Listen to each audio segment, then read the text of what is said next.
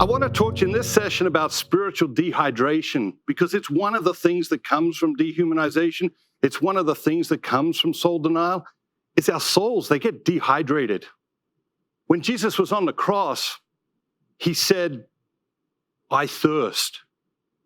And the soldiers, they gave him a mixture of wine and gall, which is a bitter combination. It would not have relieved his thirst in any way, shape, or form. In fact, it would have added to his dehydration, and it was a cruelty upon a cruelty. I meet people every day who are spiritually dehydrated. I meet people every day who are saying, verbally, non-verbally, in lots of different ways, "I thirst." And when we say to the world, "I thirst," the world gives us exactly what the soldiers gave Jesus on the cross. The world gives us this bitter combination of wine and gall. It doesn't help with our spiritual dehydration. It makes us more dehydrated than ever before, and it adds to our misery. And it's a real cruelty. The reason the world does that is because the world has nothing more to offer. The world cannot hydrate your soul.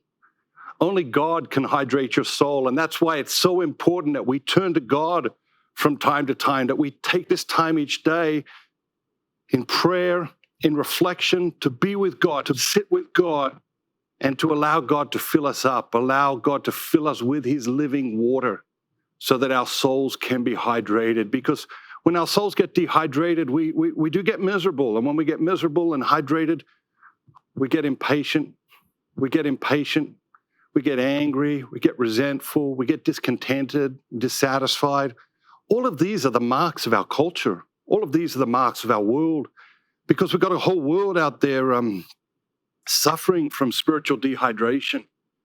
And so in this session, I want to talk to you about 2 ways to hydrate your soul, because God wants to quench your thirst. God wants to quench your thirst. He wants to hydrate your soul. And so I want to talk to you about 2 specific ways that you can hydrate your soul.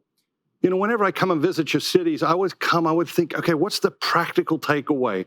We talk about a lot of different things that hopefully get people's attention, that inspire people, that tune people into God and what he is saying to them in their lives. But at the end of the night, when you go away, I always want you to take something away as a practical resolution, as something you say, okay, I can live out what I learned today by doing these 2 things. And I'm going to give you 2 things tonight. The first one is, I'm going to challenge you to spend 30 minutes a day in prayer and reflection. I know for the last 27 years, I've traveled around the world talking to people about 10 minutes a day. Spend 10 minutes a day in prayer. But the reality is, I think the situation's worse today than it was 27 years ago. And I think our spiritual dehydration is worse today than it was 27 years ago. And I think we need more. We need time. We need time to be still, to be silent, to be in solitude with our God and allow him to fill us up. So I want you to think about really making a commitment to this daily habit, this daily discipline, this daily practice of prayer and reflection. 30 minutes a day, put it on your calendar, commit to it, make a promise to yourself that you'll do it. Many of the things we put on our calendars are not important. In fact, most of the most important things we do in our lives, we don't actually put on our calendars. I really want to challenge you. Put this on your calendar. Try and do it at the same time every day. What you discover is that it's revolutionary. It will actually revolutionize your life. Maybe you've been a person of prayer for a long time. Maybe you were a person of prayer and you slipped out of the habit. Get back to the habit. Put it on your calendar 30 minutes a day, because here's the thing. We talk a lot about change. We talk about this changed the world, or that changed the world, or this changed people's lives, or that changes people's lives. But have you ever known someone who really changed their life? Have you ever known someone who said, you know what, no, I'm going to step back. I'm really going to change my life? I think COVID was a spiritual wake-up call to many of us. I think it did show the cracks in our lives. I think it did show us some things about our lives and ourselves that we probably didn't want to see. The question is, we've discovered this, but have we learned anything? What is the difference between discovery and learning? When we learn something, we put it into action. We put what we discover into action. Our souls are thirsty. Our souls are dehydrated. It's time to allow God to quench that dehydration in our souls. 30 minutes a day. Put it on your calendar. Commit to it for the next 21 days. I promise you, be a transforming experience.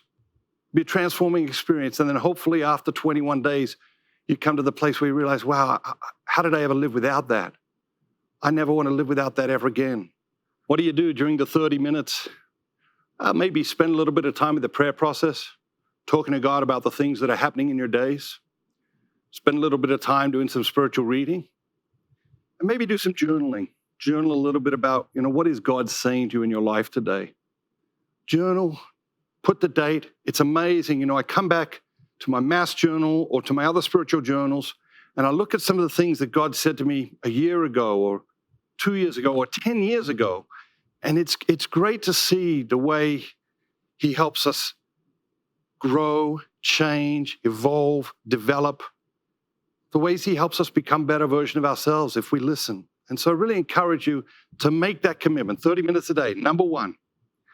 Number two, practical takeaway from this evening. I want you to think about the content of your life. Yeah?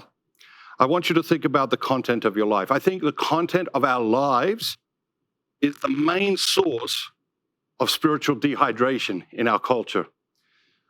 What is the content of our lives? Well, the content of our lives is the media we watch, the news we watch, the TV shows we watch, the movies we watch, the books we read. This is the content of our lives. Conversations we have with people. Are they helpful? Are they toxic? Are they gossip? Are they helping us become the best version of ourselves? All of the content of our life either hydrates our soul or dehydrates our soul. When's the last time you watched the news and you thought, wow, that really hydrated my soul? When's the last time you had a conversation with a bunch of people and said, wow, that really hydrated my soul? Because a lot of the conversations in our lives are toxic, and we have to be mindful of that. A lot of the things we watch are toxic. Many of the things we read don't hydrate our souls. They dehydrate our souls. They're toxic. And so we have to be mindful of the content of our lives. I think during COVID, a lot of people watched a lot of television. During COVID, a lot of people watched a lot of television. More people binged on television during COVID than any other time in the history of the world. And so to examine the content of your life, I want to ask you this question.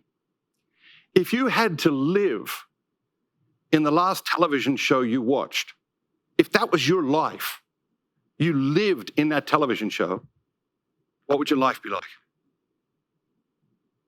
Would your soul be hydrated? Would you be becoming a better version of yourself? Would you be walking with God? Would you be immersed in goodness? I think for most of us, the answer is no. I think the answer is no. And I think it's important we reflect on that. We've got excuses or we've got justifications. We say to ourselves things like, well, I'm just relaxing. It's dangerous. Because while you're relaxing, your soul is being emptied. While you're relaxing, your soul is getting dehydrated. We've got to think about the content of our lives. So there's the two takeaways, the two practical takeaways.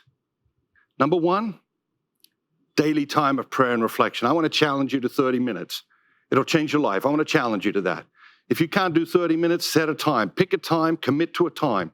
Don't just vaguely say, yeah, I'm going to do this. No. Set a time, commit to a time. Number one, go to God in prayer and reflection each day and allow him to hydrate your soul. Number two, it's time to re-examine the content of your life. The media you're consuming, the television and movies you're consuming, the books you're consuming. It's time to re-examine this content and ask ourselves, is it hydrating my soul? Is it dehydrating my soul? Is it toxic? Is it healthy? Is it helping me become a better version of myself? Is it leading me closer to God? Is it helping me have better relationships? Is it helping me be a better father, a better mother, husband, wife, brother, sister, son, daughter? Or is it destroying our souls? literally eating away at our souls. And if that's the case, we re-examine our content, the content of our lives, we discover it's eating away at our souls. It's time for new content. There's great content out there. There's soul-feeding content out there. There's content out there that can hydrate your soul. Let's hunt down that content. Let's share that content with our family and friends. Let's talk with our family and friends about that content. And so the second practical takeaway for tonight is change the content of your life. If there's something about your life that you're not happy about, if there's something about your life you're dissatisfied with, change the content of your life. Many, many years ago, I used to say, if you tell me the books you'll read next year, I will tell you how your life will change next year. That's still true. Books change our lives. The reason they change our lives is because what we read today walks and talks with us tomorrow. What we read today walks and talks with us tomorrow. The content of our life, we spread it around, good or bad. We spread the content of our life around, and we become the content of our life. We become the content we're consuming in our life. We become the news we're consuming. We become the TV shows we're consuming. We become the movies, the books, the conversations we have. We become the content of our life. And so if you want to really change some aspect of your life or completely transform your life, transform the content you're consuming. Transform the content you're consuming. I promise you, it will change your life.